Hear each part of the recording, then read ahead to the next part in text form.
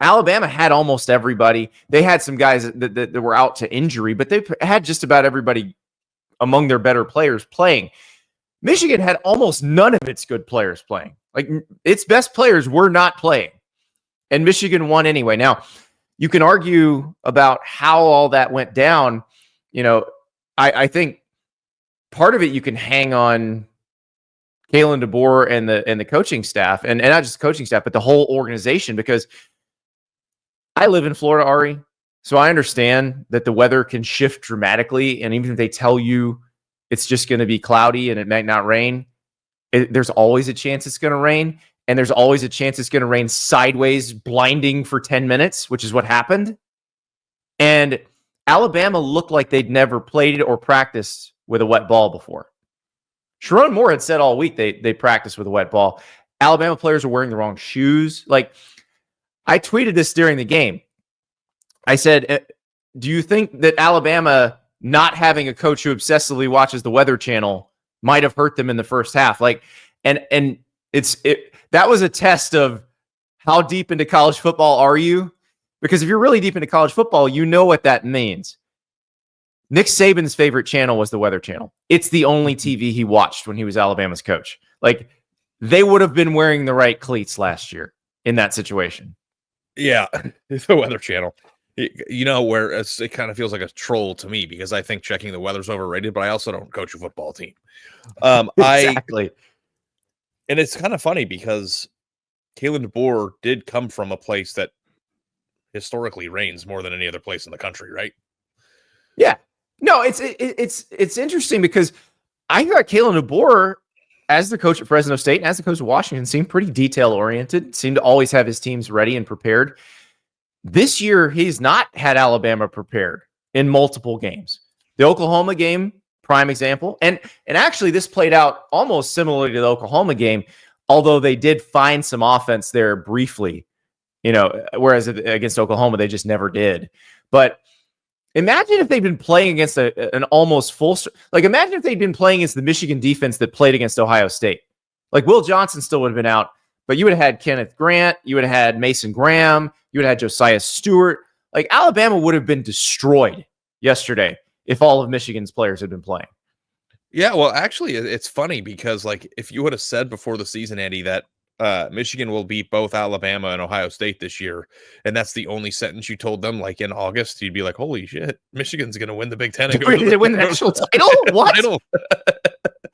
But that's a hell of a year, or a hell of a finish to their year, right? Like, Michigan was kind of left for dead there, and I think you sent me this text yesterday, and I think it's worthy of a discussion of, like, Sherrone Moore is probably just a really good culture builder, which is exactly I'm so excited to see what Sherrone Moore can become as a head coach after watching these last two games.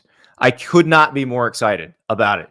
Like, because this is one of those things, like, you thought watching him when he had to fill in for Jim Harbaugh, okay, this guy seems to get it. This guy in his game day decision making, you liked, because you got a nice preview of that at the end of the season in 2023. But what he's done at the end of the season with a roster that you and I have said all along, he couldn't have done anything about because of the timing of Jim Harbaugh's exit. So there wasn't much he could have done to fix it this year, the offense. Now, I think he's admitted he feels like he didn't hire the right offensive coordinator because he's already fired him. He's hired a new one in Chip Lindsey. But I'm trying to imagine what this is going to look like when they have a functional offense, because my guess is they will have a functional offense next season. That defense, the way those dudes played, and let's give Wink Martindale credit too, because this is a guy who came in from the NFL, who was not in college football. He was a decorated NFL defensive coordinator, had kind of, fallen on hard times, mostly because he was coaching the Giants, and the Giants stink. But, when he was with the Ravens, he was outstanding. It took him about half a season to figure out how things really worked in college, but holy crap, they were amazing at the second half of the season. And the way that those guys played yesterday, which was a lot of the guys who started this season as Michigan's twos, that was they were inspired. They looked awesome. So I saw Wink Martindale tweeted on Wednesday morning, hey, who doesn't want to be a Michigan man? Like full speed ahead. I think the hashtag was building a bully.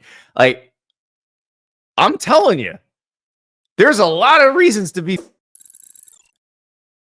Huel is back with us.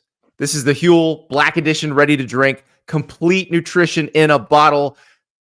That's a meal. 35 grams of protein. All of your vitamins and minerals. Everything you need to get your day started. I love to start my day with a Huel. Doesn't matter if it's busy mornings, late nights, working through lunch. Life does not always leave room for a complete balanced meal, but that's where Huel comes in. Huel. Use the code Staples15 for 15% off. And so what we're going to do with Huel is we're going to have the Fueling Your Day segment with Huel. Everything you need to know about the world of college football in 2 minutes. So go to Huel.com, order some Huel. You will not regret it. Use the code Staples15. You get 15% off plus a free gift. Spoiler alert, part of the free gift is a t-shirt that you will wear for every workout. I love my Huel t-shirts. They're amazing. So go to Huel.com. Staples15 is the code. Yeah, I agree with you. And like the thing that I keep coming back to is you can talk about like coordinator hires and all that stuff. And it's like, you're not supposed to win with the deficiencies that Michigan has, period.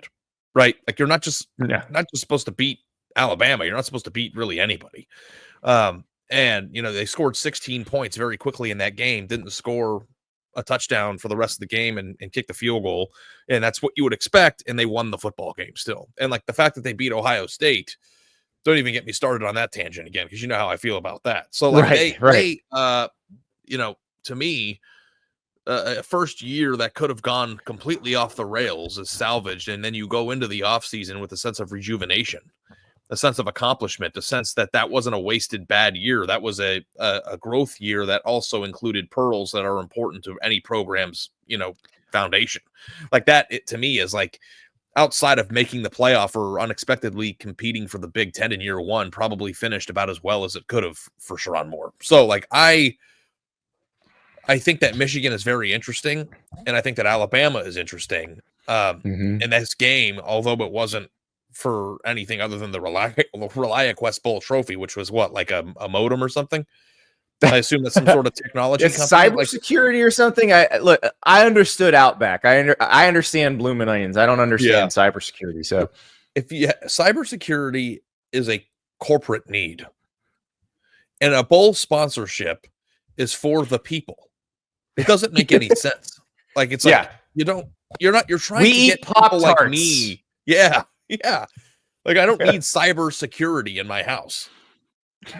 Do I? Yeah, I'm not. Do you have cybersecurity? There's got to be a reason for that. People wouldn't spend money on that if it didn't help or didn't work. But it doesn't. It just goes over my head. But that's okay. That's okay. I am very excited about Michigan. We'll see if Bryce Underwood's coming there. They got Mikey Keene, who is about a billion-year-old quarterback transfer. He's been at Fresno State. He was at UCF. Little undersized, but very productive in his career. So I don't know how it seems like it's going to be a wide open quarterback job in the spring. Bryce Underwood's been practicing with them already, by the way. He was practicing for the bowl game. So we're going to find out more about Sherrone Moore as a head coach. But what we've seen so far, especially what we've seen these last two games, like he does the things that if you can do those things, and there's not many people who can, you win big if you can assemble the roster. So the on-field part, the preparation part, the culture part, clearly he's got it. Now we find out if he does the roster building part right. And if he does, get ready. Strap in. Yeah. I mean, finding the quarterback. Like it certainly doesn't hurt. The team that we watched the last few games out with a functional offense is in the playoff, probably, right? Is that too much? Right. And think about this. Those were their third and fourth running backs yesterday. Yeah.